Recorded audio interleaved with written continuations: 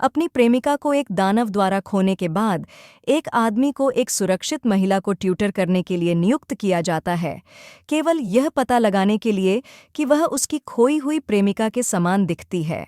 यह मानते हुए कि वह वही व्यक्ति है, वह अनजाने में एक अनुष्ठान में कदम रखता है जहां वह अंतिम सामग्री है।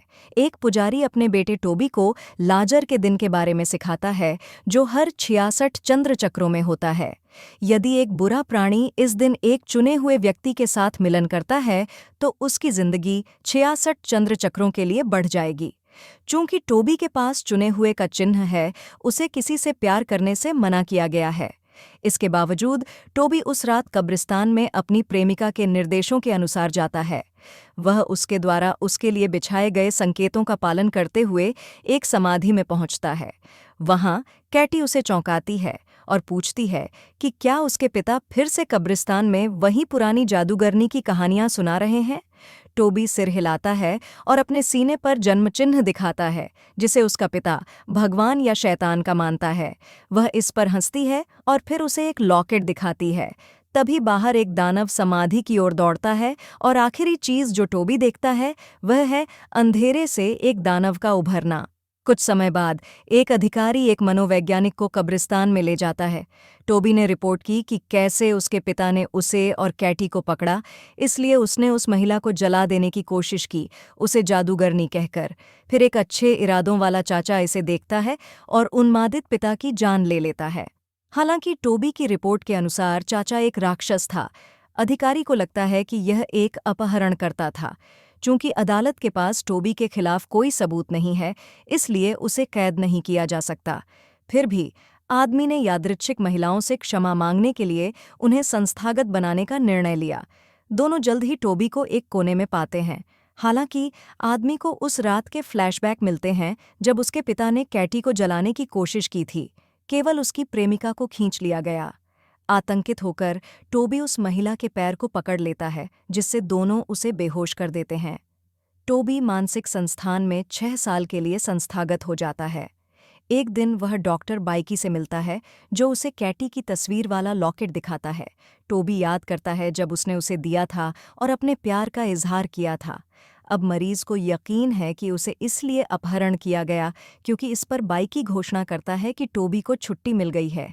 हालांकि वह यह बताते हुए बताता है कि उसे अभी भी अपनी दवाइयां लेनी चाहिए। जब मरीज यह सोचकर उलझन में पड़ जाता है कि अगला कदम क्या है, बाइकी उसे नौकरी खोजने के लिए एक समाचार पत्र देता है, जहां टोबी एक ट्यूटर के लिए एक पोस्ट देखता है। आखिरकार टोबी अपनी नई नौकरी पर जाता है, अनजान कि एक आदमी उसका पीछा कर रहा है। वह एक हवेली में पहुंचता है, लेकिन चारों ओर कोई नहीं होता। घूमते फिरते टोबी पतले महिला वालिस के बेडरूम में पहुंच जाता है। वह उस महिला को छूने की कोशिश करता है, लेकिन वह अचानक उठ जाती है। ठीक उसी समय बटलर मॉर्टिमर टोबी को दीवार पर दबोच देता है। टोबी स्पष्ट करता है कि वह नया ट्यूटर है, इसलिए बटलर माफी मांगता है, लेकिन उसे लंबे समय तक दबाए रखता है, फिर छोड़ देता है। यह घटना टोबी को जाने का निर्णय लेने पर मजबूर कर देती है, केवल यह पता लगाने के लिए कि एक महिला बालकनी पर है जो कैटी की तरह दिखती है। वह उस भयानक रात की याद करता है जब कैटी ने उसे बताया था कि यह उसका जन्मदिन है और उसकी शाश्वत प्रेम की शुरुआत। यह टोबी को उलझन में डालता है, इसलिए वह अजीब स्वर को छोड़ देती है और बताती है कि वह एक जन्मदिन का किस चाहता है। हालांकि उसके पिता अचानक कैटी पर गैसोलीन डालते हैं और उसे जादूगरनी कहते हैं। अचानक एक काली धुंध ने पुजारी का सिर काट दिया। एक भयानक चेहरा फिर टोबी पर गरजता है, जिससे वह चौंक जाता है, जबकि कैटी को खींच लिया जाता है। फिर से कैटी को देखकर वह हवेली लौटने के लिए प्रेरित होता है। ठीक तभी सफ़ेद कपड़े वाला आदमी उसे रोकने के लिए बेताब इशारे करता है। हालांकि वह धुंधला सा हो जाता है, जिसे टोबी नहीं देखता। इसके बजाय टोबी आगे बढ़ता है और हवेली लौटता है। भीतर बटलर बताता है कि बालकनी वाली महिला लॉरा को अपनी संवेदनशील त्वचा के कारण धूप के संपर्क में नहीं आना चाहिए। मॉर्टिमर उसे उसके कमरे में ले जाता है और वहां टोबी को पता चलता है कि हवेली में केवल 3 लोग हैं। इससे ट्यूटर बाहर के आदमी के बारे में पूछता है, लेकिन बटलर उसके अस्तित्व से इनकार करता है। जैसे ही वह जाता है, टोबी दरवाज़ा बंद कर देता है और कैटी का लॉकेट खोलता है, यह जानकर कि वह उससे फिर से मिलने वाला है। वह याद करता है कि उसने समाधि में उसके क्रूसिफिक्स हार को कैसे निकालकर उसकी जगह अपना लॉकेट रख दिया था।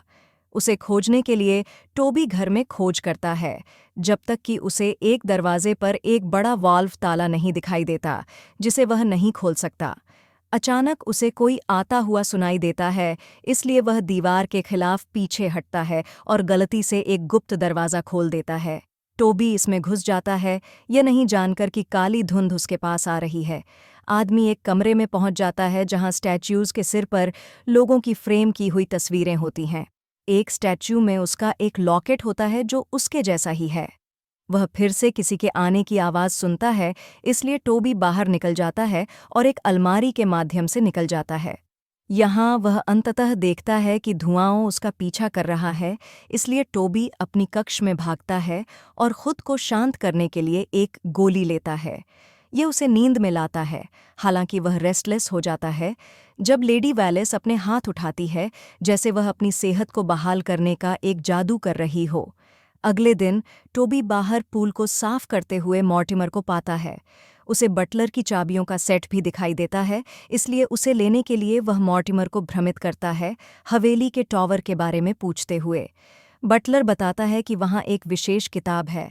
वह यह सोचता है कि क्या यह बालकनी वाली महिला के बारे में भी है, जिस पर मॉर्टिमर पुष्टि करता है। वह यह उल्लेख करता है कि कुछ समय पहले एक कायर ने उसे उसके ज़रूरत के समय में छोड़ दिया, जिससे वह आघात में थी। इसलिए उन्होंने उसे अपने पास ले लिया, जिसके कारण वह धूप में रहना सहन नहीं कर सकती। मॉर्टिमर फिर पानी से एक श्रृंखला निकालता है और घायल होता है। टोबी इस मौके का उपयोग करता है चाबियों की जांच करने के लिए, यह नहीं देखते हुए कि बटलर की चोट तुरंत ठीक हो जाती है।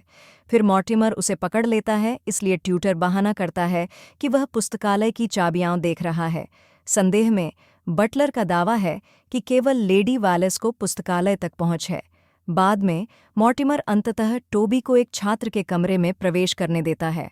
बटलर के जाने के बाद महिला मजाक में टोबी को बुलाती है, अपने चेहरे को कपड़े से ढकते हुए और कमरे में इधर उधर घूमते हुए। अंततः टोबी उसके चेहरे से कपड़ा खींचता है। उसकी तस्वीर कैटी जैसी होती है। वह उसे याद करने के लिए कहता है, लेकिन महिला जोर देती है कि वह लॉरा है, कैटी नहीं। फिर भी टोबी उसे अपने साथ छोड़ने की जिद करता है, लेकिन लॉरा मॉर्टिमर को बुलाती है, जो एक कुल्हाड़ी के साथ आता है। वह गुस्साए बटलर के पास जाती है, लेकिन टोबी के डर को देखकर वह स्थिति को कम